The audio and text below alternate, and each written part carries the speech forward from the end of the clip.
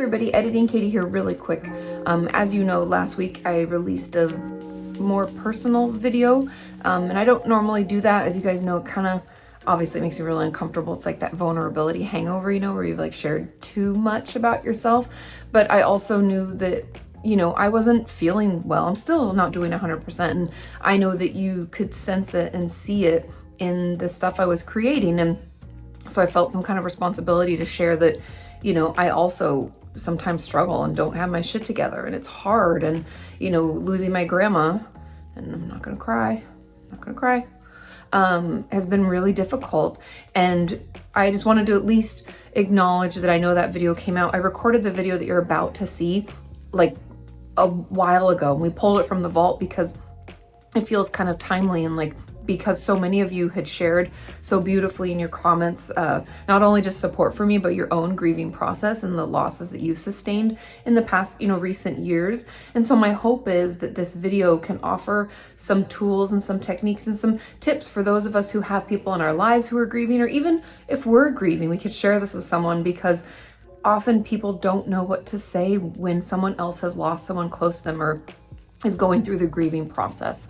And something I forgot to mention in this video as I was looking at it with Sean is how important that connection is, because as I was reading through your comments, I'm not gonna lie, I cried a lot last week. It was hard, but good tears. Like, I don't think I realized how much I needed that. I didn't even know to ask for it, but that connection and that support was just really invaluable and really healing for me. And so I just wanted to add that in as like another important component to our grieving process is connection, because it's like that old saying, what is it, like when you're with someone, every joy is doubled and every hardship halved. And I definitely felt that like having other people understand and share their own stories like halved the grief. It made it easier to bear. And I think that's kind of why community is so important, connection so important. Anyways, I just wanted to take a minute to not only thank you all for all of the love and support, because I definitely felt that, and it was just so healing for me, but also I want to let you know that connection is important. So if you're going through something, push yourself to not isolate, reach out to those you love, and I hope that this helps those that you love better communicate and support you as you need. Okay, now back to the main video. I'm Kati Morton, a licensed therapist, and today I'm going to tell you 7 things not to say to someone who is grieving. Be sure to stay tuned until the end of the video so that you know what you should say to someone who is grieving. And before I forget, you know the drill. If you like this video, hit the like button and subscribe for more content on how to support your loved ones. It really does help us creators. Okay, let's get right into the 7 things that you should not say to someone who's grieving. When someone we care for is dealing with grief, we can want to make it all better for them, or give some reason behind the death, or even try to get them to see the brighter side of things to help lift their mood. While we can have the best of intentions, many things we can say can actually do more harm than good. Which is why today I'm going to talk about the 7 things not to say to someone who is grieving, and offer some helpful and more supportive alternatives. Number 1, everything happens for a reason. I honestly don't know why we started saying this or what comfort we think it's going to bring to someone, but the reason this is on the list is because it invalidates the pain that they may be feeling. Saying that it happens for a reason is kind of like saying that they had to die because it's part of a greater plan and therefore we shouldn't be upset about it. And yes, I know, we don't mean that when we say that to someone. We often just don't know what to say. But don't worry, I will get into what's best to say in a bit, so stay tuned. Number 2, God never gives you more than you can handle. I talked about this in my video about religious trauma, and I hated it there too. By saying this, we're kind of saying that you should be handling the loss just fine, because God would know how much you can handle and He wouldn't give you more than that. So it's kind of like saying, buck up, it's not that bad. When in reality, losing someone we love is incredibly difficult, and the grief can be debilitating at times. Number 3, you're so strong or brave. Now, we usually say this to someone who isn't losing it, or seems pretty calm and put together. And I think I speak for everyone when I say that our outward appearance doesn't always represent how we're truly feeling. So commenting on it isn't helpful. Not to mention that it could push us to try and stuff down how we're feeling more and more in order to be strong for those around us. I know my papa was like this and would stay strong or stoic for the betterment of the family. But I'm here to tell you that falling apart, expressing our upset publicly, and just showing our pain is okay. And it's much healthier than holding it all in. And of course you can fall apart in a more private way if you prefer. Just try to make time to feel what you're going through. Number 4, don't worry, they're in a better place. I heard this one a lot when my dad died, and it frankly pissed me off. The world that I'm in is better, and I wanted him to be here, to be part of it all. Not to mention that it assumes the other person believes in God or heaven or something like that.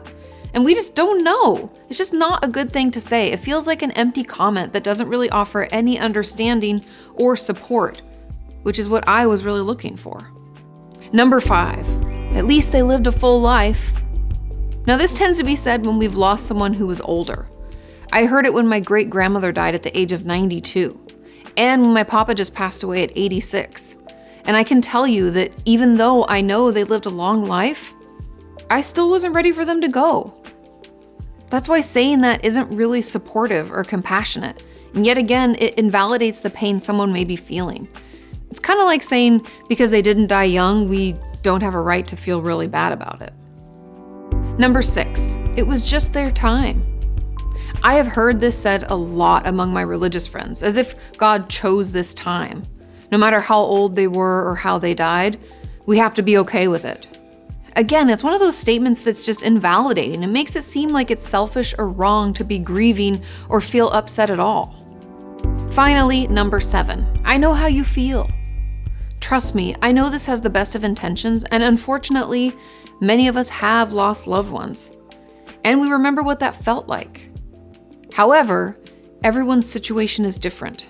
And saying that we know how they feel doesn't give them the space to share what's really going on. It could lead to them shutting down or stuffing how they feel, because that statement isn't an invitation to a conversation.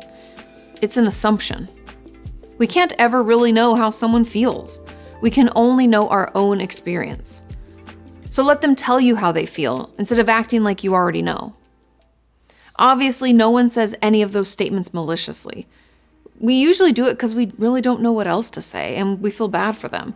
Like, I remember a member of my family telling me how cute I looked in my black dress when I was walking out to my dad's funeral. It was such an odd and really off-putting thing to say. But I know it was just because they didn't know what to say to me and wanted to make me feel even a little bit better.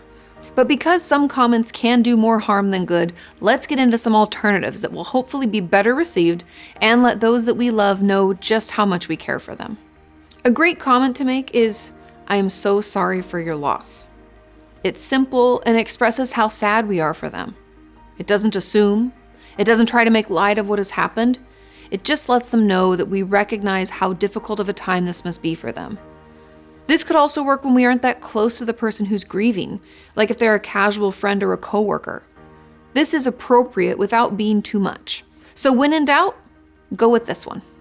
Another more verbose option is something like, "I can't imagine what you're going through right now, but I'm here for you if you need anything at all."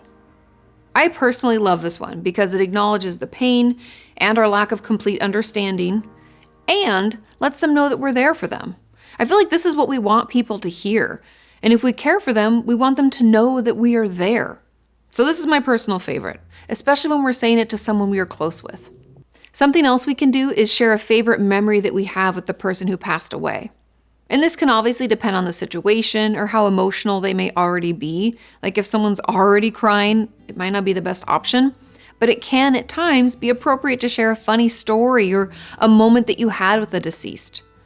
I know that I loved hearing these from my dad's friends and colleagues at his funeral because there was just so much that I didn't know about his life before I was in it.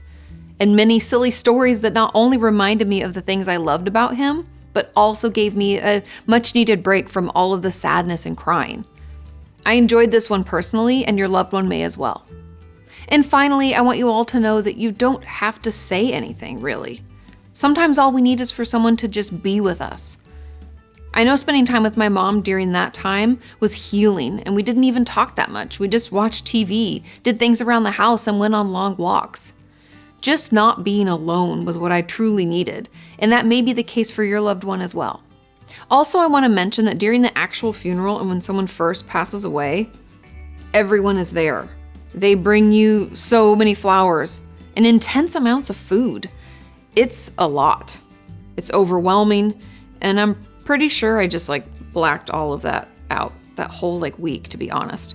So I don't even remember it that clearly. But I do remember people who checked in after the fact and popped by to chat a few weeks or even months after my dad's death. So know that the time is important as well, and it could be just what they need to help lift their spirits and support them through this difficult time. I hope that was helpful, and feel free to leave any of your thoughts on other things that you should or should not say down in those comments below. Thank you so much for watching, and I will see you next time.